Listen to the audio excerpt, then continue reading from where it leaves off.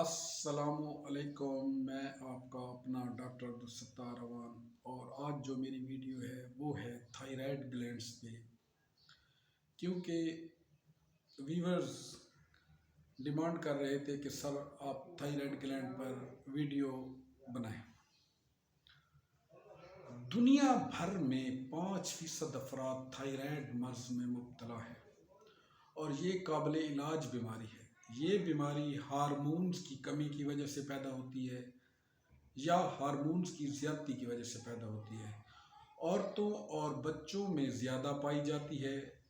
میدانی اور پہاڑی علاقوں میں رہنے والے لوگوں میں آیوڈین کی کمی کی وجہ سے پیدا ہوتی ہے۔ گلے کے بالکل سامنے موجود تھائرائیڈ گلینڈ ہوتا ہے جو کہ تتلی کی مانند ہوتا ہے، جس کا کام T4 تھائراکسن ہارمون بنانا ہے۔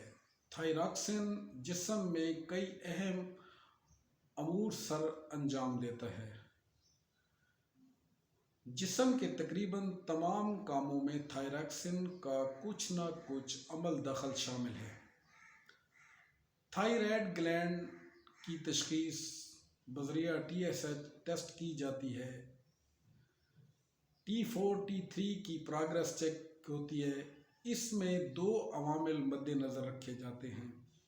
یا تھائرائیڈ بیماری کی 2 اقسام ہوتی ہیں، ہائپوتھائرائڈزم یا ہائپر تھائرائڈزم۔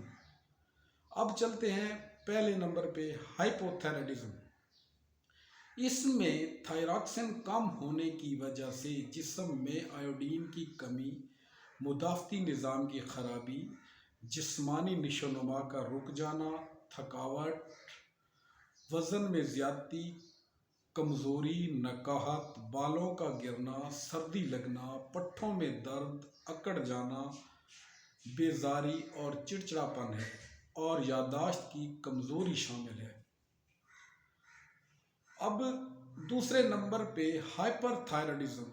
اگر تھائرائیڈ گلینڈ ضرورت سے زیادہ ہارمونز بنانے لگے تو یہ کیفیت ہائپر تھائرائڈزم کہلاتی ہے۔ اس کی علامات میں اعصابی کمزوری، ہاتھوں میں کپکپاہٹ، خوف، غصہ، بے چینی، گھبراہٹ، دل کی دھڑکن کا بڑھ جانا، جلد خشک ہونا، جلد خشک کھردری ہو جانا، آنکھوں کی سوزش اور گلڑ یعنی گائٹر کا نمودار ہو جانا۔ اس مرض کا ادویات سے علاج ممکن ہے۔ گلینڈ کے سکن ٹیسٹ کے مطابق سرجری بھی کی جا سکتی ہے۔ بصورت دیگر ادویات سے بھی اس کا علاج ممکن ہے۔ ہومیوپیتھی میں گائٹر، ہائپوتھائرائڈزم یا ہائپر تھائرائڈزم کا بہترین علاج آئیوڈیم فائٹولیکا، فیوکس ویس، کلکیریا کارب، برائٹا کارب، تھائروڈینم، نیٹرم میور اور نیٹرم کارب سے کیا جا سکتا ہے۔ اگر آپ کو میرا آج کا یہ ولاگ پسند آیا تو میرے چینل کو سبسکرائب کریں، لائک کریں، شیئر کریں اور کومنٹس کریں۔